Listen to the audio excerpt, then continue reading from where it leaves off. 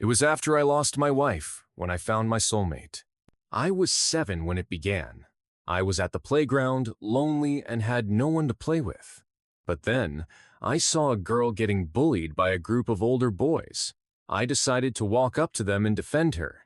I got beaten up kinda badly, but I did succeed. They did leave. The girl thanked me, and we began playing together. She became my first true friend. Let's call this girl Leah.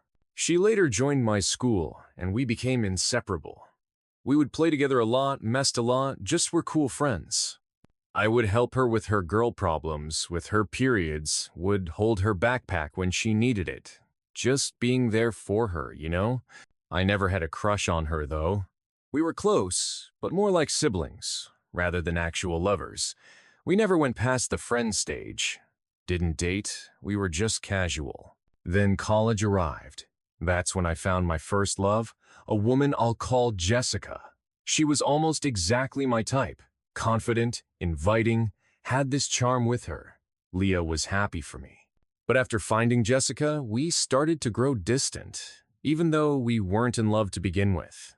But maybe that's just us growing older, getting our own lives. Anyway, after college, Jess and I decided to leave to another country to start a new life. And that's when Leah and I went our own ways, and we didn't see each other after that. The time Jess and I had spent as a couple was great. We were seeing the world together, enjoying life under the stars, just living freely.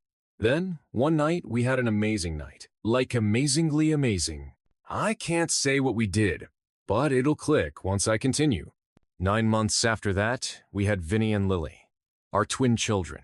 We got married soon as they were conceived and settled down at one spot. V and L were our whole world now.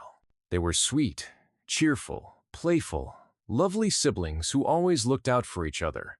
Anyone will melt at the two. However, my wife had started to change. She became more distant and spent less and less time with us, and leaving more and more parenting load on me. I loved my children, but it was exhausting to do almost everything myself. This went on for 7 years. Then she just broke the news. She had lost interest. She cheated on me with someone else, while being a mom to 2 children for crying out loud. I immediately filed for divorce and took custody of my kids and went back to my home country. Then reality hit me in the face. I didn't have much money, nor a stable job. I tried looking for several jobs, but got rejected everywhere. My parents had already died years ago, so moving back with them wasn't an option. The only place to go was a small apartment, with rent being high. I was absolutely worried, no scared. Vinny and Lily didn't know just how bad it was. I was terrified that we'll go homeless and be discriminated from society. I was terrified about their future as well as mine, but I did find a job eventually, enough for us to survive. Don't know about long-term though. But one day, everything changed. I decided to go walk around a park one day to help with stress, when I found a homeless woman sleeping on a bench with a puppy. Upon looking closer, I realized who it was. It was Leah, my childhood friend, the friend I had lost contact to so long ago. This was where she was now, sleeping on a bench. We just stared at each other, then went in for a hug. I immediately took her back to my place. While my kids were playing with her dog, I asked her about what happened. Then what she told me broke my heart. After I had left with Jessica, she had found a new man and hit it off. Then soon, she got pregnant. Her and her partner were excited. She even got a puppy so her child would have a friend to play with. However, in her 6th month of pregnancy, a week before I found her, she had a miscarriage and lost her child. Her partner was angry at her. He said disgusting things about her body and kicked her and the dog out, leaving them with nowhere to go. After finishing her story, she broke down, crying in my arms. I just hugged her back, providing warmth and reassurance. But then, enter Vinny and Lily. They asked about why Miss was crying, and hugged her leg as an attempt to help her feel better. Then they said the lines that changed our fates. Lily, if you don't have anywhere to go, you can join our family. Vinny, yeah, I think you'll make for a great mom. We need a new mom as our old mom was a bad person. Lily, Your dog is also awesome. We wanted to join our family too, so.